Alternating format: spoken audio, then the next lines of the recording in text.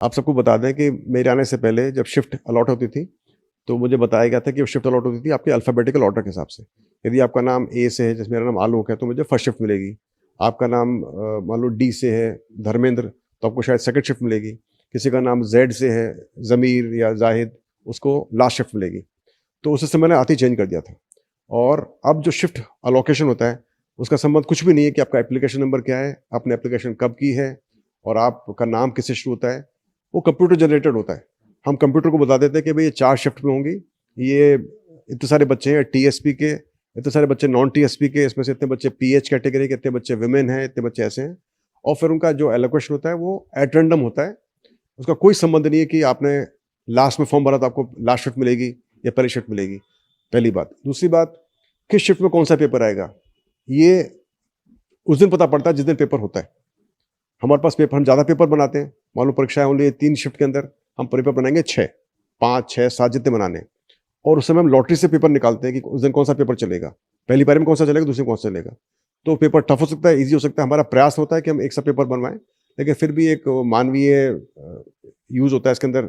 It is not made by computer और bye AI. Paper तो human effort से बनता है। तो कुछ कुछ आपस में बदल हो जाता है, कुछ डिफरेंस रह जाता है। तो किसकी किस्मत में कौन सा पेपर आया उस दिन पता पड़ता है।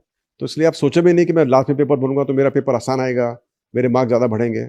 ये आपका सोचना बिल्कुल गलत होगा और इस तरह से नहीं सोचें आप अपना, जब आपको वेट नहीं करें लास्ट मिनट का, अपने जल्दी से फॉर्म भरें ताकि कोई गलती हो तो आप उसको सुधार सकें।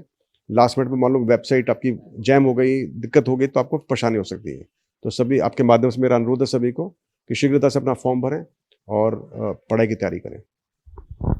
इसमें एक और सवाल था कि जो जैसे कि इस जो एग्जाम करवाया पशु परिचर का, उसमें जैसे आवेदन आए उस हिसाब से आपने शिफ्ट डिवाइड कर दी। तो आने वाले जो एग्जाम है उसमें किस तरीके से ये जो पैटर्न है वो लागू किया जाएगा, या फिर कोई नया पैटर्न अपनाया जाएगा कि जो जिस तरीके से आवेदन आए हैं, जैसे अल्फाबेट नाम वाइज हो गए, अभी जिस तरीके से आवेदन आए वैसे हुए थे, तो आने वाली जो भर्तियां हैं उसमें किस तरीके से अपन शिफ्ट डिवाइड करेंगे? वही तो मैंने आपको बताया कि पशु परिचर के अंदर ऐसा कोई पैटर्न फॉलो नहीं किया गया था कि जिसने बाद में आवेदन किया उसको लास्ट शिफ्ट दी गई, जिसने पहले आवेदन किया उसको पहली शिफ्ट दी गई। ऐसा कुछ भी नहीं है। ये सब बच्चों की गलत धारणा है, वो आके चेक कर सकते हैं।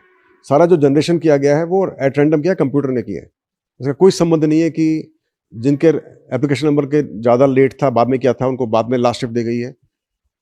पूरा की पूरा एट रैंडम किया गया। उसी माफिक आगे जो परीक्षा हुई है सब एट रैंडम होगी। अभी जो परीक्षा हुई थी जेल प्रहरी, उसमें सब एट रैंडम डिसाइड किया गया था। कंप्यूटर ने डिसाइड किया कि कौन किसको पहली शिफ्ट मिलेगी, किसको दूसरी शिफ्ट मिलेगी। ऐसा कोई संबंध नहीं है कि आपका रोल नंबर क्या, आपका आवेदन नंबर क्या है, आपने किस तारीख को परीक्षा के लिए अप्लाई किया था, आपका अल्फाबेट ए में है कि अब जेड में है कि वाई में, कोई संबंध नहीं है। इसमें पशु परिचर में सवाल रिपीट होने का भी आरोप है कि पहले जो पेपर हुए थे उसमें सवाल रिपीट हुए, तो फिर हार्ड पेपर नहीं हुआ, सिर्फ पब्लिक वालों का तो पेपर इजी हो गया उल्टा, ये भी लगातार आरोप लग रहे हैं।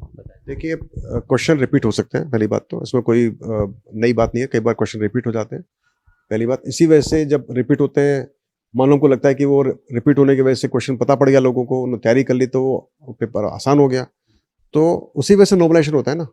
नॉर्मलाइजेशन का जो कारण होता है यही तो होता है कि जो पेपर की डिफिकल्टी है उसको बराबर पे लाना, ये कारण होता है।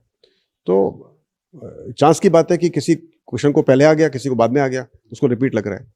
तो लेकिन नॉर्मलाइजेशन की जो प्रक्रिया वो इसलिए अपनाई जाती है कि वो डिफिकल्टी लेवल सबका बराबर करे। तो इसलिए इसका कोई संबंध नहीं है कि रिपीट हुआ है तो मार्क्स बढ़ने चाहिए या नहीं बढ़ने चाहिए, इसका कोई संबंध नहीं है।